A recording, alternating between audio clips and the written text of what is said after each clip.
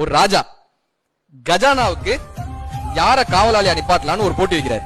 இப்ப இந்த கஜானாவுடைய கதவை காமிச்சு, இப்ப இந்த கதவுக்கு சரியான சாவியை யாரு கொண்டு வராங்களோ அவங்க தான்ப்பா கஜானாவுக்கு காவல் அதிகாரி.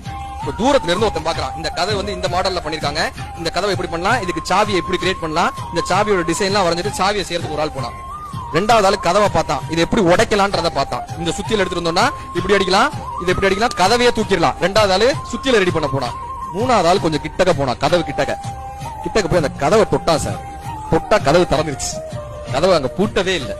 நம்ம என்ன பண்றோம்னா தூரமா நின்னு இதுக்கு என்ன சாவின்னு யோசிச்சுட்டு இருக்கோம், இந்த கதவை எப்படி உடைக்கிறதுன்னு யோசிக்கிறோம். யாருமே அருகில போய் தொடுறதுக்கு தயாராகவே இல்லை. தூரம் நின்று யோசித்தால் குட்டை கூட ஆழந்தான், நேரில் சென்று நேசித்தால் கடலும் நமது தோழன்தான். நமது முயற்சியை பண்ணி தான் பாப்போமே.